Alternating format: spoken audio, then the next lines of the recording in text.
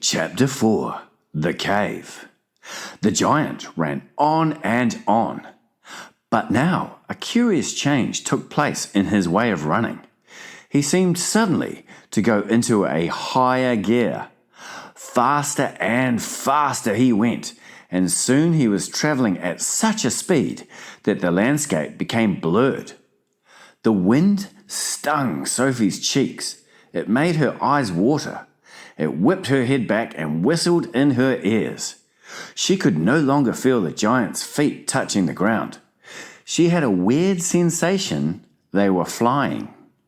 It was impossible to tell whether they were over land or sea.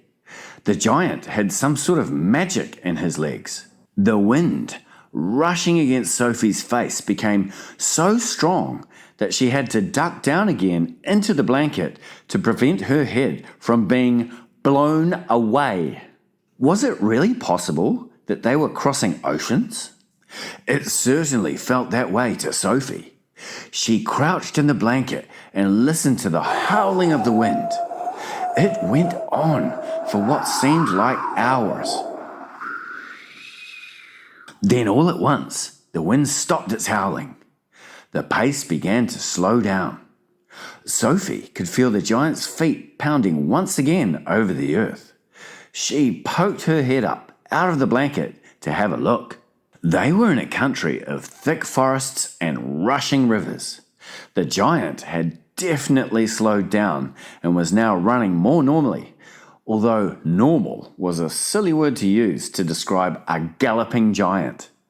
He leaped over a dozen rivers. He went rattling through a great forest, then down into a valley and up over a range of hills as bare as concrete. And soon he was galloping over a desolate wasteland that was not quite of this earth. The ground was flat and pale yellow. Great lumps of blue rock were scattered around, and dead trees stood everywhere like skeletons.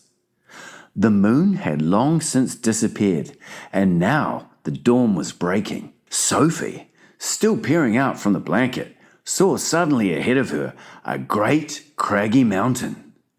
The mountain was dark blue, and all around it the sky was gushing and glistening with light. Bits of pale gold were flying among delicate frosty white flakes of cloud, and over to one side the rim of the morning sun was coming up, red as blood. Right beneath the mountain, the giant stopped. He was puffing mightily. His great chest was heaving in and out. He paused to catch his breath. Directly in front of them, lying against the side of the mountain, Sophie could see a massive round stone. It was as big as a house. The giant reached out and rolled the stone to one side as easily if it had been a football. And now, where the stone had been, there appeared a vast black hole. The hole was so large the giant didn't even have to duck his head as he went in. He strode into the black hole, still carrying Sophie in one hand, the trumpet and the suitcase in the other. As soon as he was inside, he stopped and turned and rolled the great stone back into place so that the entrance to his secret cave was completely hidden from outside. Now that the entrance had been sealed up, there was not a glint of light inside the cave. All was black. Sophie felt herself being lowered to the ground. Then the giant let go the blanket completely. His footsteps moved away. Sophie sat there in the dark, shivering with fear.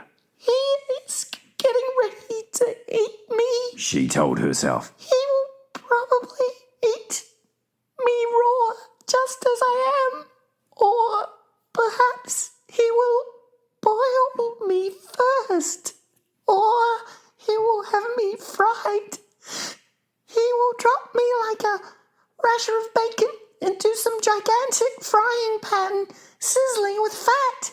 A blaze of light suddenly lit up the whole place. Sophie blinked and stared. She saw an enormous cavern with a high rocky roof. The walls on either side were lined with shelves, and on the shelves there stood row upon row of glass jars. There were jars everywhere. They were piled up in the corners. They filled every nook and cranny of the cave. In the middle of the floor, there was a table 12 feet high and a chair to match. The giant took off his black cloak and hung it against the wall. Sophie saw that under the cloak he was wearing a sort of collarless shirt and a dirty old leather waistcoat that didn't seem to have any buttons. His trousers were faded green and were far too short in the legs.